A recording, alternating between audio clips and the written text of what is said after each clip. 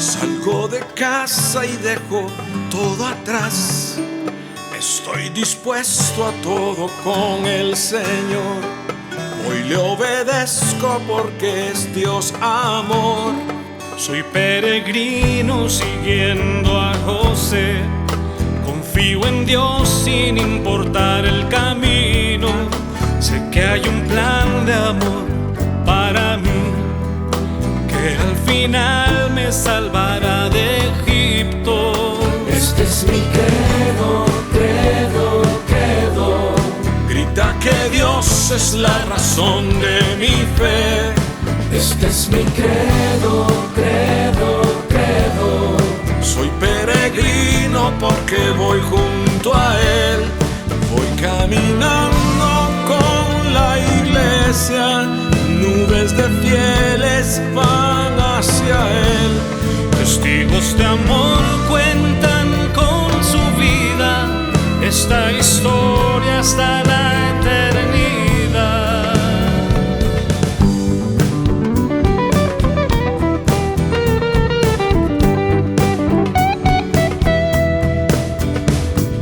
Credo, credo, credo. Credo, credo, credo. Credo, credo, credo. Soy peregrino con gente de a pie, santos sencillos que esparcen la fe. En Dios el Padre, en Jesús y el Espíritu, pueblo de Dios, iglesia peregrina. Este es mi credo, credo, credo. Grita que Dios es la razón de mi fe. Este es mi credo, credo, credo. Soy peregrino porque voy junto a Él. Voy caminando con la iglesia. Sé bien en quién creo con toda certeza. Unido al canto de María, los apóstoles proclamo la fe. Credo, credo, credo. Credo, credo, credo. Credo, credo, credo.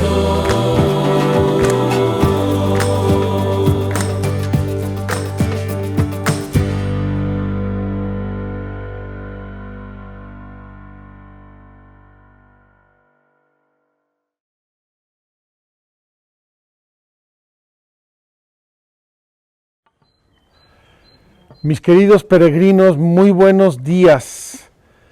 Seguimos caminando por la Tierra Santa, por los hechos de la Biblia y de la revelación de Dios. Y hoy he querido venir con ustedes a meditar en este día 25, parece mentira, día 25 de nuestra peregrinación. He querido venir al Monte Carmelo, Vamos a hablar hoy y terminar de hablar del Espíritu Santo, cosa que me da muchísima pena, porque en nuestro credo, en la división que hemos hecho de nuestra peregrinación, hemos dedicado solo 2 días al Espíritu Santo, pero los próximos días que hablemos de la iglesia, perdón de los pecados, vida futura, etcétera, también va a ser en este grande capítulo de nuestra peregrinación el Espíritu Santo. Quiero mostrarles con mi super mapa tecnológico dónde estamos. Miren, aquí está el mar de Galilea y aquí está Magdala. Siguiendo horizontalmente Israel hasta el mar Mediterráneo, aquí tenemos la ciudad de Haifa y aquí la ciudad de San Juan de Acre. No hace mucho estuvimos aquí en Rosh Hanikra y este grande monte, que es como una pequeña cordillera, este grande monte es el Monte Carmelo. El Monte Carmelo está ligado completamente al profeta Elías,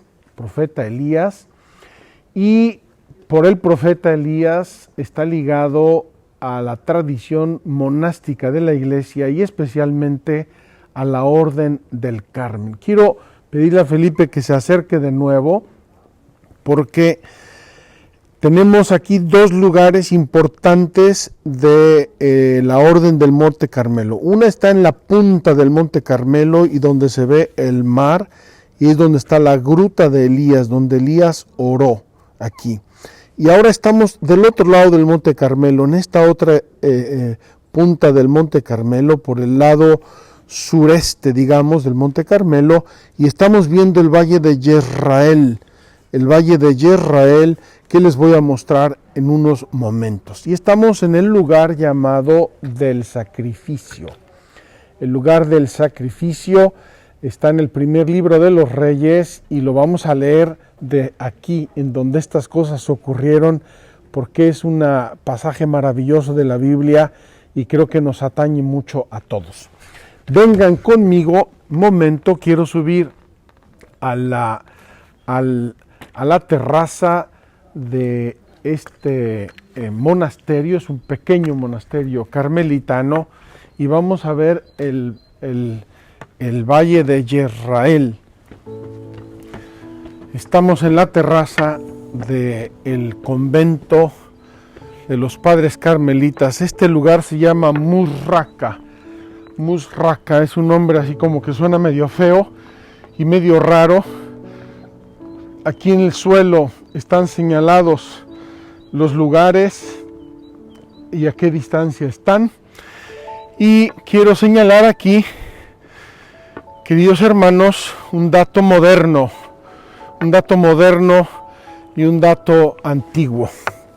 El dato moderno es que aquí, al pie del Monte Carmelo, en esta parte, repito, sureste del Monte Carmelo, hay una ciudad que se llama Yoquenam, y que es uno de los grandes polos tecnológicos avanzadísimos de Israel en este momento.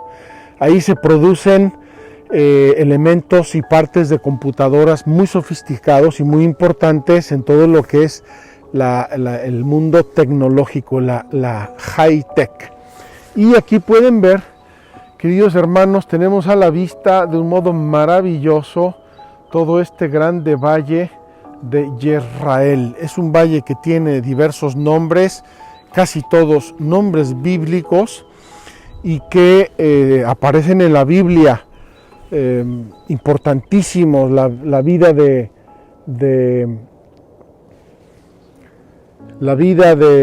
David, de Saúl, de Elías, de la profetisa Débora y muchas cosas más. Voy a intentar señalarles un pequeño montículo, a ver si Felipe nos ayuda, un pequeño montículo que está al pie del monte. Miren, queridos hermanos, ese montículo que estoy señalando con mi superbáculo, ese montículo pequeño, en ese montículo es donde el pueblo mató a los falsos profetas después del milagro que hizo Elías y que vamos a comentar.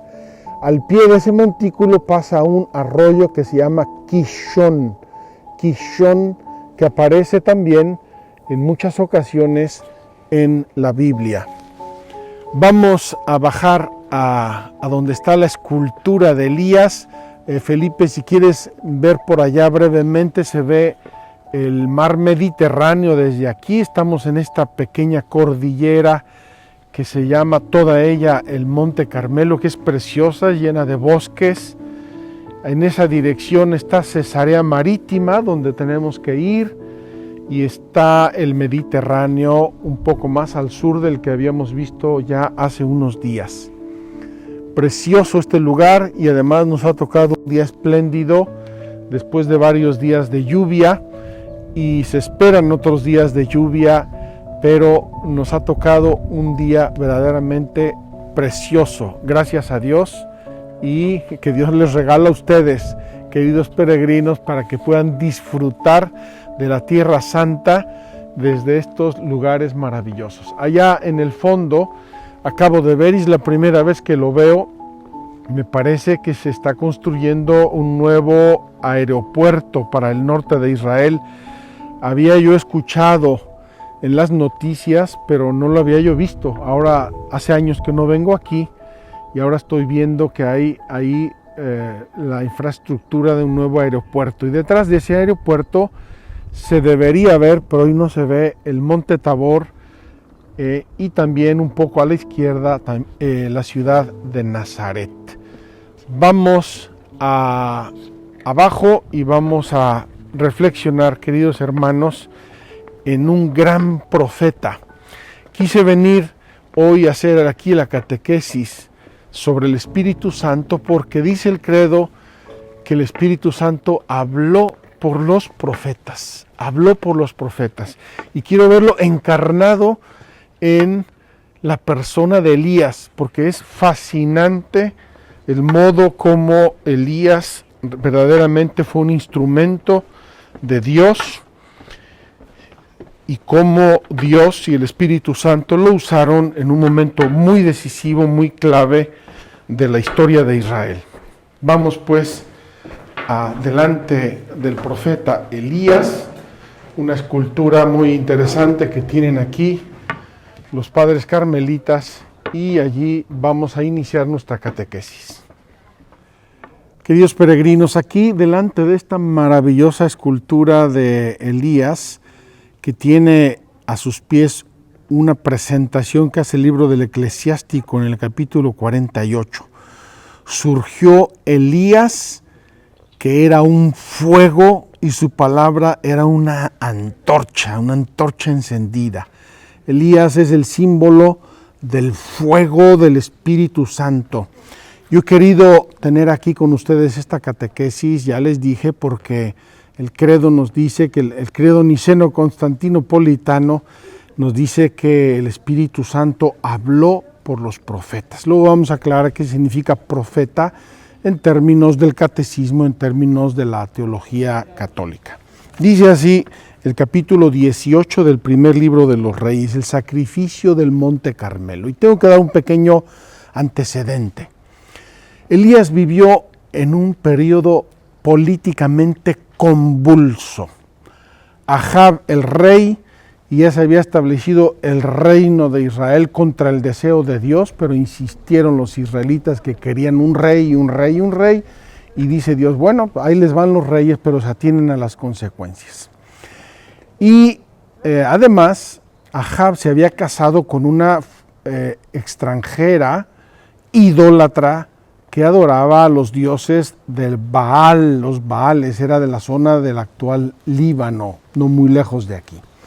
Y esta mujer, una mujer intrigante y muy difícil, se ve de carácter por lo que nos dice la Biblia, pues instigaba al rey a perseguir a los profetas de Yahvé, montaron altares a los dioses de Baal y persiguieron la religión con todas sus ganas.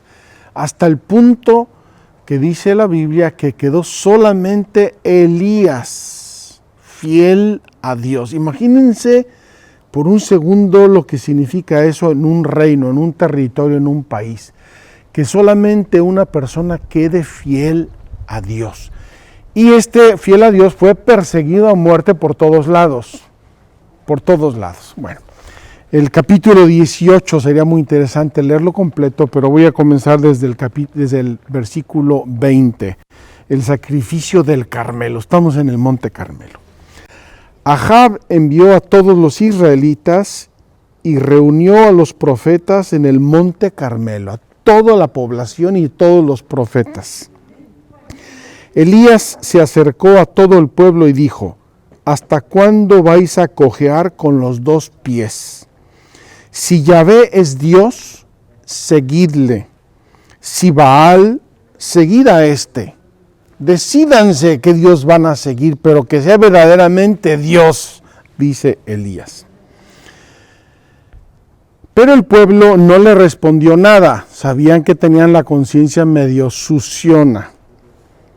Dijo Elías al pueblo, he quedado yo solo como profeta de Yahvé, mientras que los profetas de Baal son 450.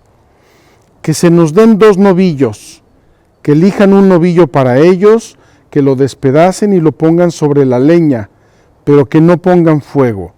Yo prepararé el otro novillo y lo pondré sobre la leña, pero no pondré fuego.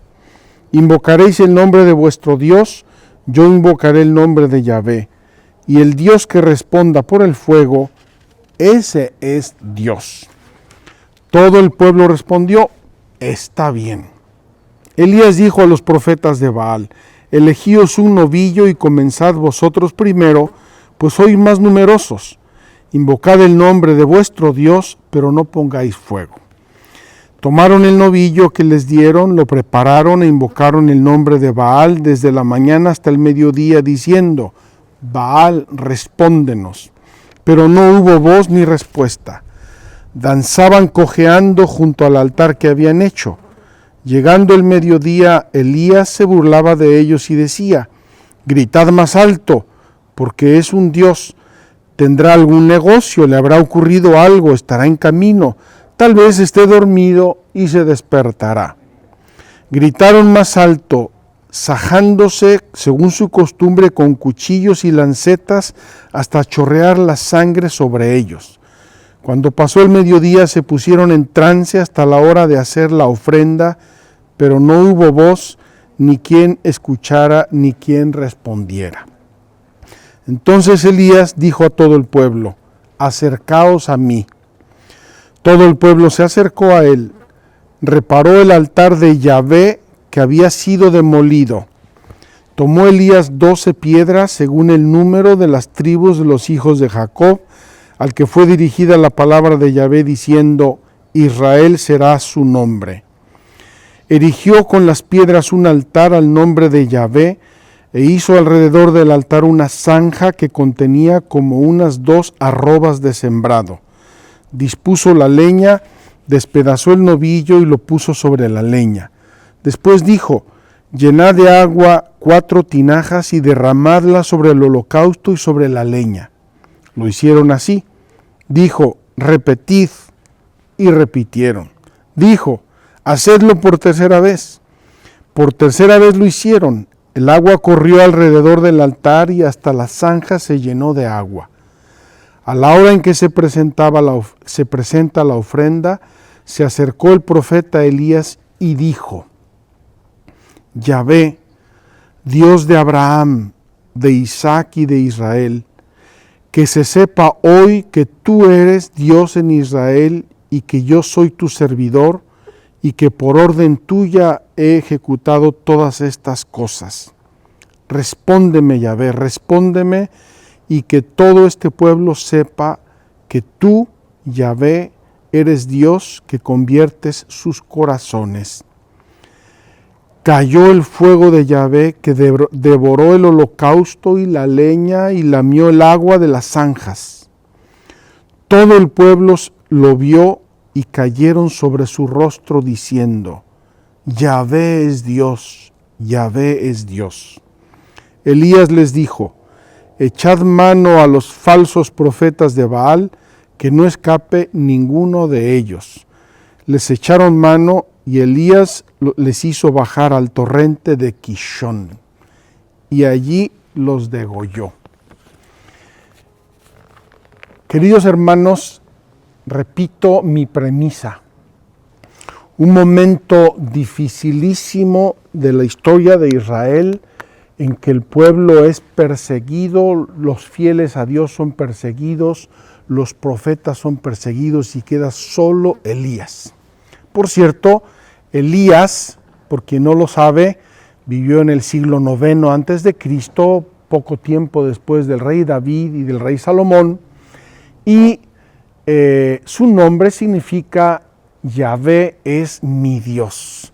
Ya desde el nombre en el Antiguo Testamento es muy expresivo, Yahvé es mi Dios. Pues este pobre de Elías recibió una vocación terrorífica, hablando humanamente. Ser fiel a Dios contra el rey, contra la reina, contra los falsos profetas y contra todo el pueblo veleidoso que se había cambiado de religión como quien se cambia de zapatos. El pobre de Elías llegó un momento en que se deseó la muerte, tenía una depresión y dijo, Señor, ya mátame, sácame de este mundo. Y Dios, Yahvé, le dijo, no, tienes que testimoniarme a mí delante de este pueblo. Y entonces es cuando ocurre este tema del sacrificio. Ahora yo quiero hacerles una reflexión o una pregunta. Queridos hermanos, imagínense la escena. Imagínense lo que Elías tenía en su corazón, que era el fuego de Dios, el fuego del Espíritu Santo, la certeza absoluta. Si no, hubiera sido un loco desencadenado, que se atreve a retar al rey, al pueblo y a los falsos profetas para hacer un sacrificio que si no hubiera sido de Dios lo hubieran degollado en el acto. Pero Elías tenía fe. Yahvé, tú eres el Dios de Abraham, el Dios de Isaac, el Dios de Jacob. Muestra que tú eres Dios. Muestra que tú eres Dios. Y con esto, queridos hermanos, voy a terminar mi reflexión aquí. Lo importante de la fe es la fe en Dios. Si creo en Dios, creo en lo que Él me ha revelado. Si creo en Dios, creo en lo que Él me ha dado. Si creo en Dios, creo en lo que Él ha establecido, instituido, inaugurado. Estamos a punto de comenzar el misterio de la iglesia. Un misterio grande, un misterio de Dios, es una obra de Dios. Pues bien, nuestros problemas de fe con la iglesia, queridos hermanos, en el fondo son problemas de nuestra fe en Dios. Yo quisiera que el ejemplo maravilloso de Elías, surgió un profeta llamado Elías que era un fuego. Me imagino cómo debió ser. Ahí aparece con la espada de Dios en las manos y cortando cabezas a todo tren. Porque lo que se jugaba el pueblo de Israel no era poco. O Yahvé es verdaderamente el Dios único, verdadero y cierto, y debemos creerlo y obedecerle a Él, o son otros dioses y Yahvé pasa y lo ponemos en un armario como una figura histórica. Queridos hermanos, el tema no es poco, y el tema no es de hace 3000 años. El tema nos atañe a nosotros y atañe al mundo de hoy. O Yahvé, Dios, es Dios, nuestro Dios Padre, Hijo y Espíritu Santo, la Santísima Trinidad es el Dios verdadero, o a qué dioses vamos a seguir. Me encantaría que esta peregrinación nos pusiera un poco a todos y a mí mismo entre la espada y la pared. O creo en Dios y con todas las consecuencias, o estamos jugando a la religión. Estamos en el supermercado de la religión. Ahora eran los profetas de Baal, luego llegaron los dioses griegos y luego llegaron y vamos cambiando de Dios según nos antoje cambiar las calcetas. Qué hermoso este pasaje y qué hermoso leerlo aquí en el Monte Carmelo donde esto ocurrió. Queridos peregrinos, logramos pescar aquí un momentito al Padre Julio, carmelita, descalzo, español, originario de Albacete y que amabilísimamente nos ha permitido entrar a hacer este programa para ustedes. Padre Julio, tenemos aquí a muchos peregrinos virtuales, no virtuosos, eso no lo sé, virtuales. Y estamos hablando de la fe.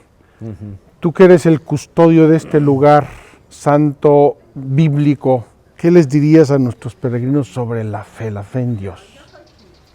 Pues la fe tiene dos vertientes, digamos, dos dimensiones. Está la fe que nos propone la Iglesia, que son las verdades que hay que creer, Dios, Padre, Hijo, Espíritu Santo, la Trinidad, la Iglesia, todo lo que encontramos en el credo, y la fe como abandono en las manos de Dios, como confianza en las manos del Padre. Esas son las dos dimensiones que veo yo en la fe. Y la fe también, ahora que estamos delante del profeta Elías, como opción de vida ante otros ídolos, ante otras realidades que nos apartan de Dios. Entonces el profeta y este lugar santo es digamos, un icono de lo que nos dice el profeta, ¿no? ¿Hasta cuándo vais a estar cojeando de un pie o del otro? Si existe Dios, vamos a creer en Él. Entonces, y vamos a confiar en Él. Y confiar en Él, y poner toda nuestra vida, o sea, personas de un solo amor. Eso, la persona que tiene fe es la persona que está orientada solamente en el amor de Dios.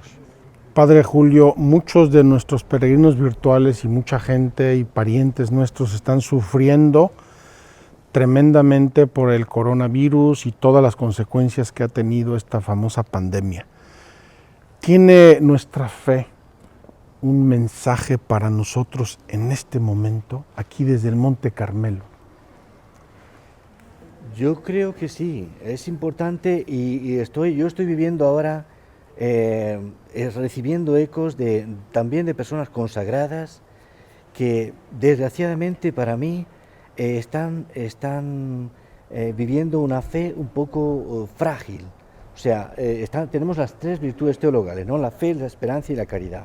Bueno, pues la esperanza, que es la pequeña de las tres virtudes, es la que tiene que tomar fuerza ahora y arrastrar las otras dos, porque a veces me da la impresión de que estamos, sobre todo la gente que ve y estamos ya tocando el final de los tiempos, que Dios con esto, y está viendo todo como muy gris, muy escatológico, muy como que hemos hecho algo mal y entonces Dios nos está castigando y esto es el final. Bueno, pues yo intento siempre transmitir una palabra de esperanza. O sea, es la fe confiada en Dios, es la que tenemos que intentar vivir ahora. Además, Jesús, cuando le preguntaron por el fin de los tiempos, él dijo que ni él lo sabía, que solamente lo sabía el Padre. Eso es. Pero ahora tenemos muchos profetas que dicen que ya llegó el final de los tiempos. Yo creo que falta mucho, queridos hermanos, confiemos que este periodo es una poda al árbol, una poda dolorosa, pero este árbol, como estos olivos maravillosos que tiene el Padre Julio, van a reverdecer y va a aparecer una nueva etapa de la vida del mundo y también esperamos de la vida de la Iglesia. Padre Julio, muchas gracias. Muchas gracias. Encomienda a nuestros peregrinos desde este lugar para que hagan una opción como la de Elías. Dios. Sí, o sea, yo invitaría a los que cuando pase este momento de pandemia, pues los que tengan ocasión que vengan a este lugar, que es un lugar ecuménico, o sea, el profeta es padre espiritual de las tres grandes religiones monoteístas.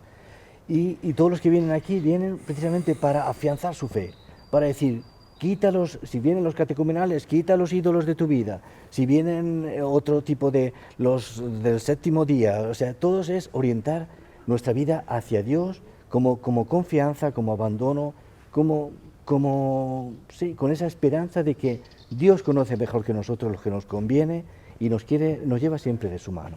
Ese es el mensaje que yo os daría y os invitaría a vivir si algún día tenéis ocasión de venir a Tierra Santa, venir a Deir el-Múrraka, a esta casa, el sacrificio del profeta Elías. Mil gracias, Padre Julio, que Dios te lo pague. A vosotros. Queridos peregrinos, la segunda parte de nuestra catequesis la vamos a hacer aquí en medio del Monte Carmelo. Ya les dije que Monte Carmelo significa jardín de Dios y no es gratis el nombre. En este monte desde toda la antigüedad se dieron cita profetas, santos, ermitaños y también en el Nuevo Testamento, y por ese motivo nació en este monte la Orden del Carmen. La Orden del Carmen inicialmente eran muchas personas santas que se dispersaban por este monte y vivían aquí, comiendo pobremente, viviendo en las grutas, solitarios, rezando, sacrificándose, hasta que en el año 1208 el patriarca San Alberto de Jerusalén los convocó y les dio una regla de vida.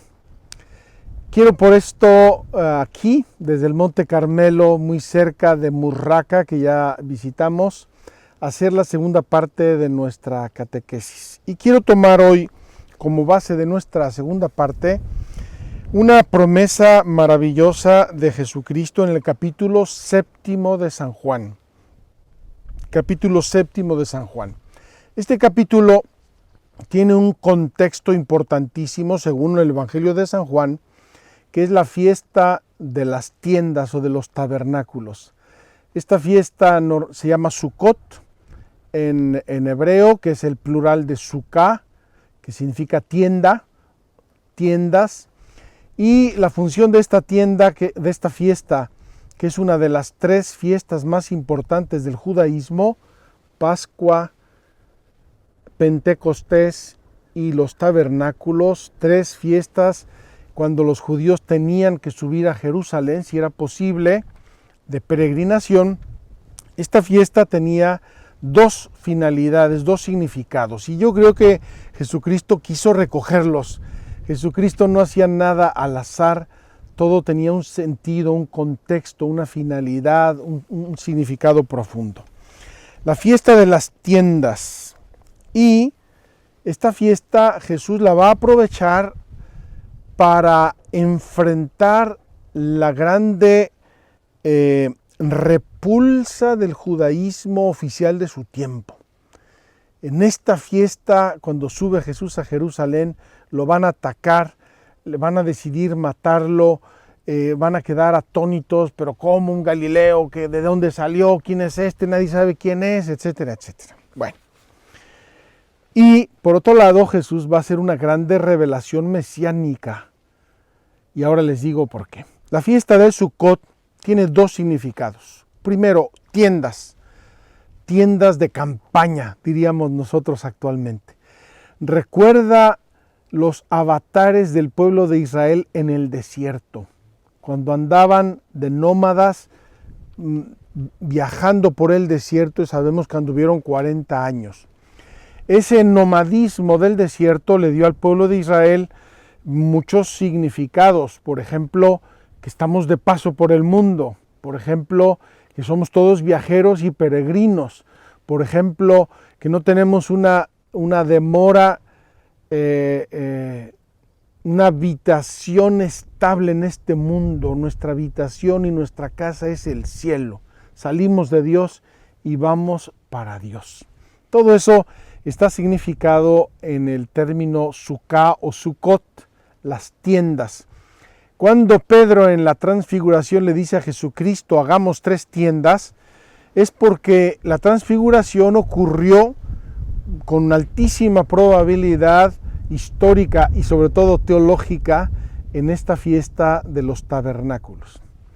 El segundo significado es que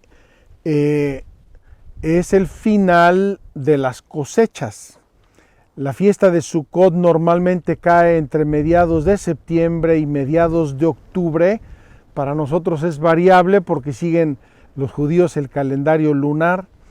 Es una fiesta variable y por lo tanto era el final del verano, el tiempo de las cosechas, el tiempo de dar gracias a Dios, de llevar al templo las primicias de las cosechas. En el contexto de esa fiesta, Jesucristo va a hacer una promesa inmensa. Tengo que confesarles que dudé si hacerlo aquí o en las fuentes de Banias, pero como ya mostramos las fuentes de Banias y podemos poner aquí alguna imagen de nuestro archivo, me van a entender perfectamente lo que quiso decir Jesús. Dice así: Jesús anuncia su partida. Jesús dice, me iré, me voy, ya me estoy yendo, me buscarán y no me encontrarán, pero luego me volverán a ver. Y luego promete el agua viva. El agua viva. Dice así: el último día de la fiesta, el más solemne, Jesús puesto en pie gritó: si alguno tiene sed, venga a mí y beba. El que crea en mí, como dice la Escritura, de su seno correrán ríos de agua viva. Esto lo decía refiriéndose al Espíritu Santo que iban a recibir los que creyeran en él, porque aún no había Espíritu, pues todavía Jesús no había sido glorificado, es decir, crucificado. Queridos hermanos, para nosotros que ya hemos recorrido una buena parte de Israel, ya vimos que el río por excelencia, hay otros riachuelos pequeños, el río de Israel es el Jordán, y vimos brotar esos borbotones de agua que nos hacen pensar en esto. Dice Jesús, el que crea en mí, de su seno, de su corazón, de su alma, brotarán ríos de agua viva. Y eso lo liga Jesús, como ya hemos hablado, a su partida, a su glorificación. Quiero con esto pasar muy brevemente al tema del Espíritu Santo. Y hoy tenemos los símbolos del Espíritu Santo, solamente los voy a mencionar. El agua, dice Jesús mismo, el agua que es el bautismo, la unción con aceite, la unción de los catecúmenos, la unción del bautismo, de la unción de los enfermos, la unción del sacerdote, la unción de las manos del sacerdote, son símbolos del Espíritu Santo, la unción. Por eso ungido es igual que Cristo, Christos en griego o Mesías en hebreo. Jesucristo es el ungido. Apareció el Espíritu Santo sobre él en forma de paloma, y es otro símbolo del Espíritu Santo, y por eso se cumple en él la profecía del Mesías de Isaías. El Espíritu Santo está sobre mí. Me ha mandado a evangelizar, a curar, a sanar, a dar la luz, la vista a los ciegos, etcétera, etcétera. El ungido. Jesús tiene completamente la unción del Espíritu Santo. Fuego, ya lo vimos con Elías, y la zarza ardiente también es símbolo del Espíritu Santo, y otros muchos símbolos de la Biblia. Y el mismo Jesús dice: he venido a traer fuego sobre la tierra, y cuánto quisiera que estuviera ya ardiendo. La nube la vamos a ver en nuestra misa de hoy, la nube de la transfiguración, la nube del pueblo de Israel que lo guiaba por el desierto, símbolo del Espíritu Santo. El sello de Dios, por eso los sacramentos que de la unción son los sacramentos que imprimen carácter, es decir, el sello de propiedad de Dios que no quita nada, ni nadie, ni siquiera la muerte. El Espíritu Santo es la mano de Dios, por eso en la Iglesia existe el gesto de la imposición de manos para los sacramentos, sobre todo el sacramento del sacerdocio, la imposición de manos, ahí baja el Espíritu Santo. También el sacerdote antes de la consagración hace lo que se llama la epíclesis, impone las manos sobre las ofrendas y con eso el sacerdote consagra, mejor dicho, el Espíritu Santo a través de las manos del sacerdote consagra el pan y el vino y lo convierte en el cuerpo y la sangre de Cristo. El dedo de Dios, en el Veni Creator, el himno del Espíritu Santo por excelencia, se dice dedo de la diestra de Dios, el que ejecuta las órdenes de Dios, el que las va realizando en la historia. Y finalmente, la paloma, que ya apareció desde el diluvio. ¿Se acuerdan cuando el diluvio Noé manda una paloma que sale, da vueltas y vuelve vacía? Y después de un tiempo la vuelve a mandar y esa paloma regresa con un ramito de olivo en la boca, en el pico. Y dice Noé, ya está terminando el diluvio porque la paloma ya encontró un ramito de olivo. Y ese ramito de olivo es símbolo también de la cruz. En la Biblia todo tiene sentido. El Espíritu Santo se va manifestando desde el Antiguo Testamento de modo velado, igual que Cristo. Por eso la Iglesia lee el Antiguo Testamento a la luz de Cristo y de Pentecostés y va descubriendo, pues mira, ya lo decía aquí, ya lo decía aquí, ya lo decía aquí, ya lo decía aquí.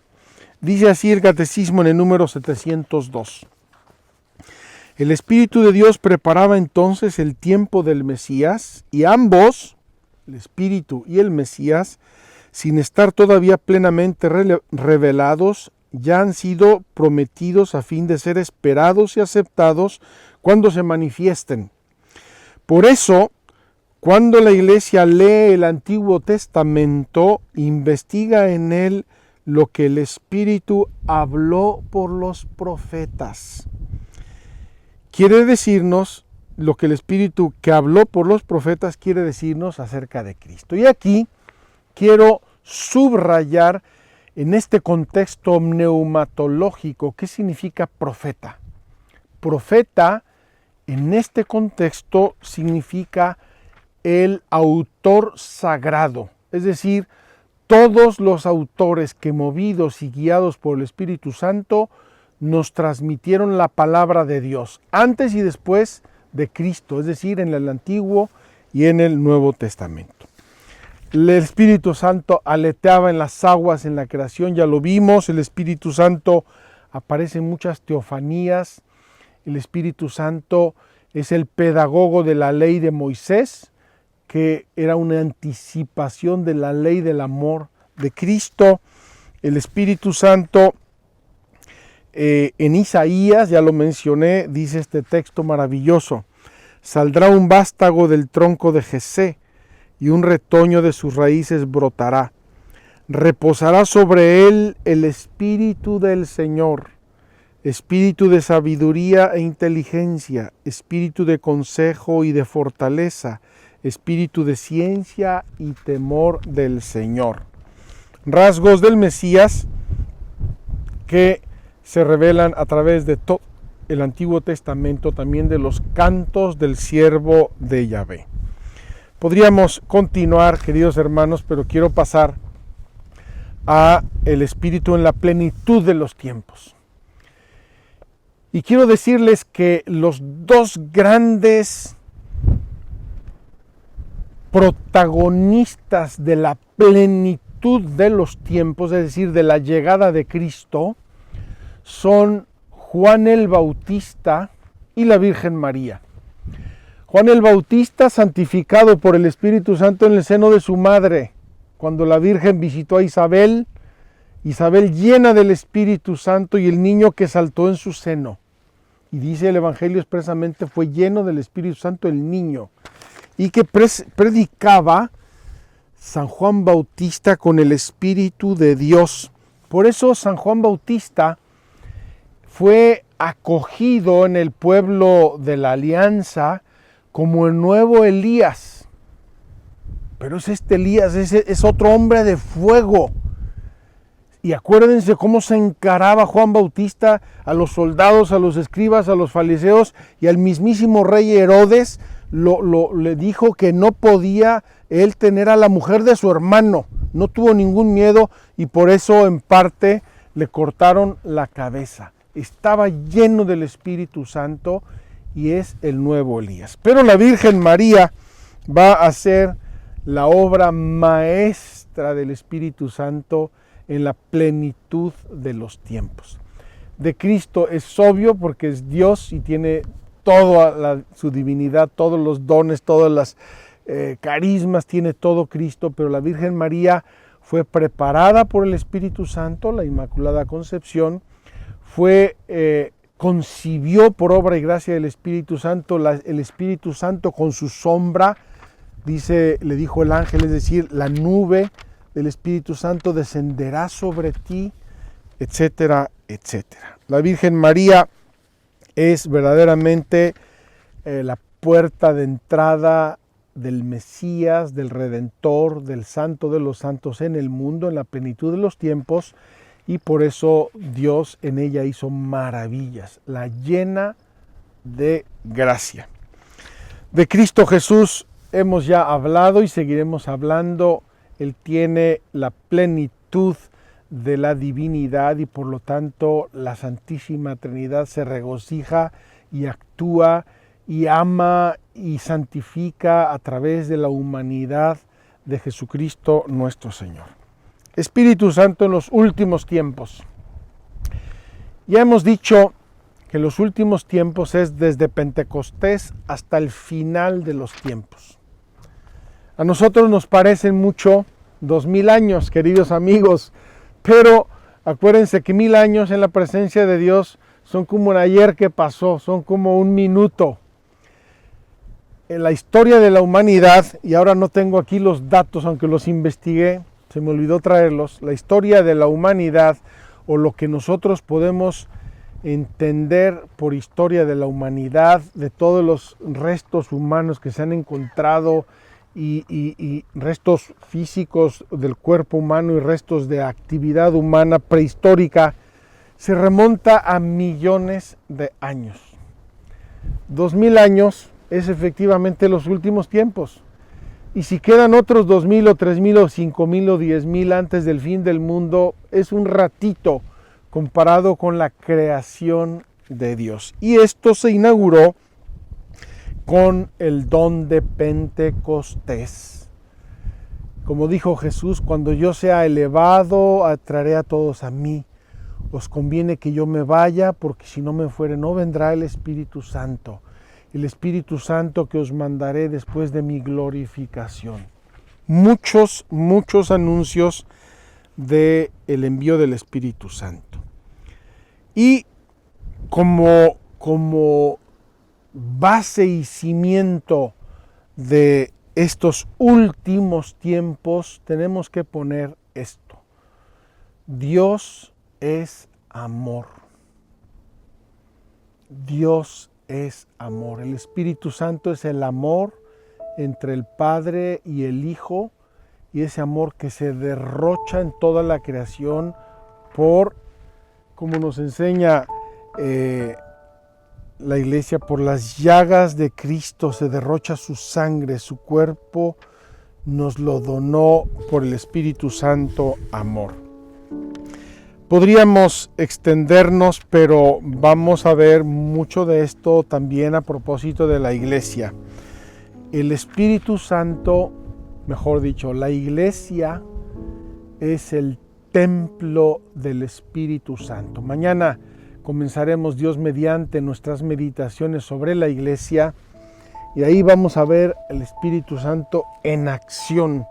Ahí vamos a ver el Espíritu Santo que se derrocha en el mundo, en la historia, en la sociedad, a través de sus dones y carismas. ¿Añade algo la Iglesia a la acción de Dios y de Cristo? No. La Iglesia, nos dice el Vaticano II, es un sacramento de salvación.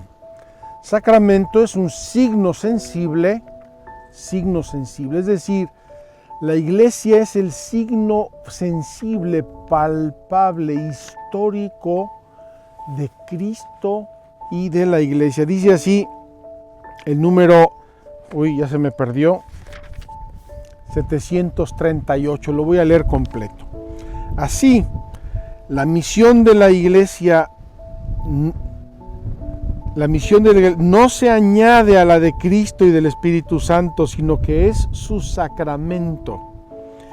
Con todo su ser y en todos sus miembros ha sido enviada para anunciar y dar testimonio, para actualizar y extender el misterio de la comunión de la Santísima Trinidad, para actualizar y extender el misterio de la Santísima Trinidad. Queridos hermanos, qué regalo, qué maravilla pensar que la plenitud de Dios, especialmente, no exclusivamente, especialmente a través de la acción del Espíritu Santo, se dona al mundo a través de la Iglesia, de la Santa Iglesia de Dios, comunión y misión en el mundo. Cristo comunica su Espíritu Santo y santificador a los miembros de su cuerpo, que es la Iglesia, y va a ser el siguiente aspecto que vamos a meditar. Luego, estas maravillas de Dios ofrecidas a los creyentes en los sacramentos de la Iglesia producen sus frutos de una vida nueva. Y esto es el estilo de vida cristiano. No lo vamos a ver en esta peregrinación, bien valdría otra peregrinación, la vida cristiana, es decir, el vivir según los mandamientos del Antiguo y del Nuevo Testamento. Y luego el Espíritu Santo se va a desplegar a través de la vida de oración de los creyentes y la cuarta parte del catecismo se refiere precisamente a la oración. Entonces, al terminar estas dos catequesis muy sucintas, repito, me hubiera gustado tener más tiempo, haberme podido explayar más sobre esto. Al terminar la acción del Espíritu Santo, la presencia del Espíritu Santo, decimos: Dios, Cristo la dona a su iglesia, y a través de su iglesia y en la iglesia a través de los sacramentos, segunda parte del catecismo después de la fe. Esto genera un estilo de vida cristiana, y la vida cristiana es la tercera parte del catecismo, la vida cristiana según los mandamientos de Dios en el Antiguo y en el Nuevo Testamento y de la iglesia, y finalmente la vida de oración. Ahí tenemos, queridos hermanos, la acción del Espíritu Santo en los últimos tiempos, a través de los sacramentos, a través de la vida cristiana y a través de la oración. Vamos a terminar aquí para poder prepararnos a la celebración eucarística con un agradecimiento de nuevo muy gigante a los padres carmelitas que han sido tan amables, a Dios que nos ha regalado este día espléndido, y a ustedes desde el Monte Carmelo, desde el jardín de Dios. Cuánto me gustaría que pudieran estar aquí con nosotros y ver la cantidad de flores, de pájaros, de animales, la brisa del viento. Verdaderamente estamos inmersos en un jardín de Dios. Supongo que el paraíso era más hermoso que esto, pero no cabe duda que esto también nos hace gustar el amor de Dios, y ese gusto también viene del Espíritu Santo.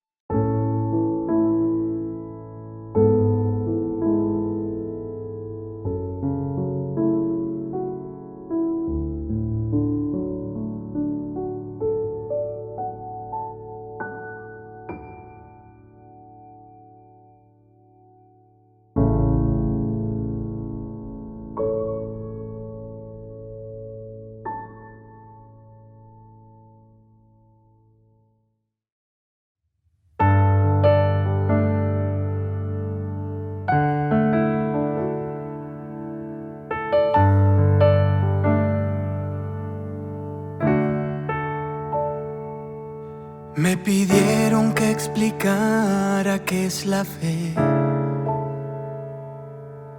Me di cuenta que no hallaba las palabras, y tratando de encontrarlas lo dudé. ¿Qué es la fe?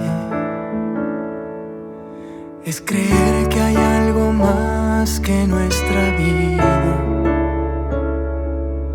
la confianza de saberme acompañar, entender que por amor yo fui creado, que ni un alma está perdida. Creo en ti, más allá de lo que veo y lo invisible.